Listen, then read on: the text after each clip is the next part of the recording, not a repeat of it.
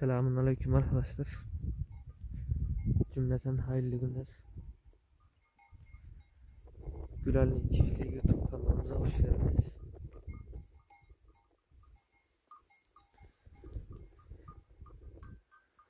Bugün davarı koyuverdik.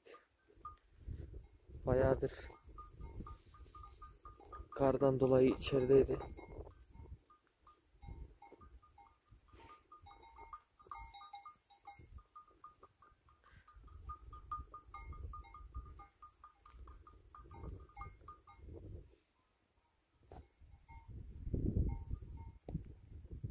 Çiğdemler falan çıktı.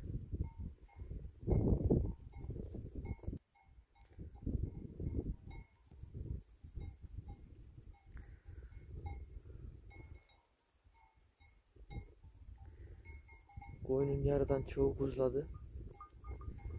Burası buzlamayan henüz buzlamayanlarla tohulların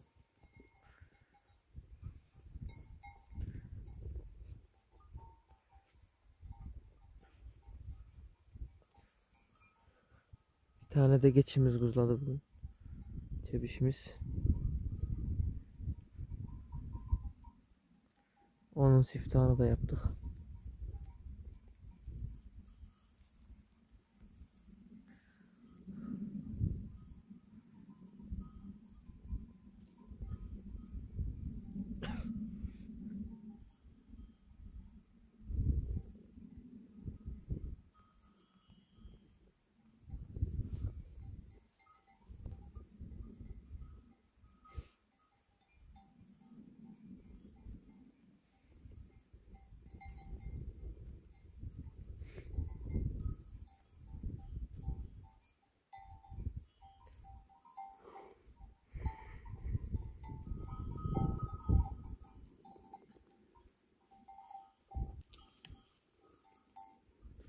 Davarda sadece paşa var.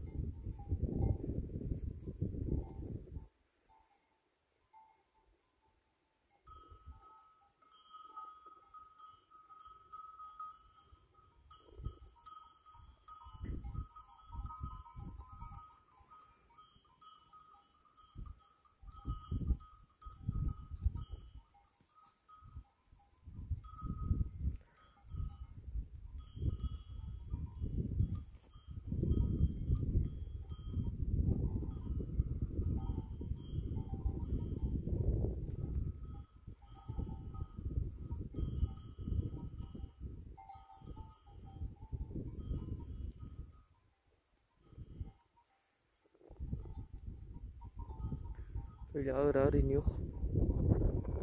Buradan geçeceğiz. Bu da bizim yayla.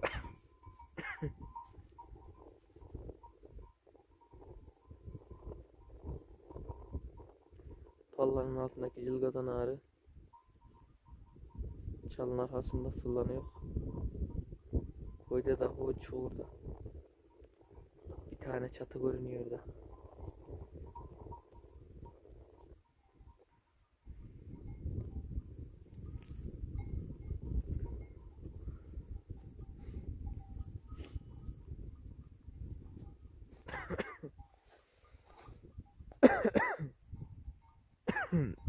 Kuzlayan koyunu koyuvermiyor.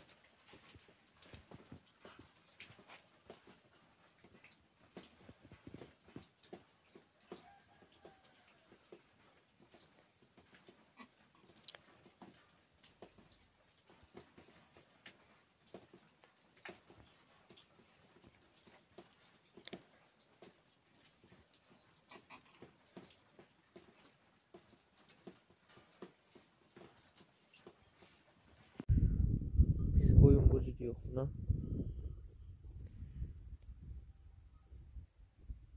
Yazgıç yeşil.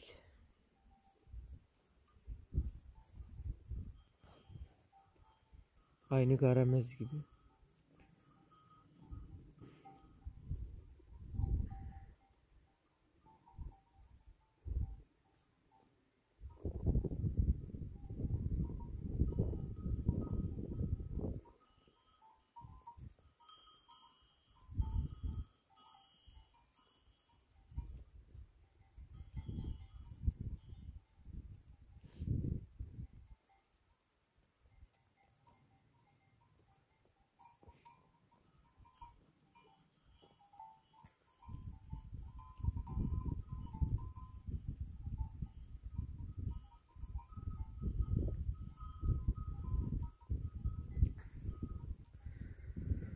Evet arkadaşlar, bir dahaki videolarla görüşmek üzere.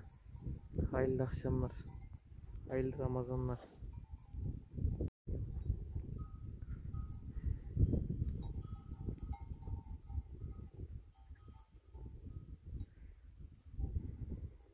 Kolik koçuk. Kuzuyan koyunun içindeydi. Sabah koyunlar birbirine karışmış.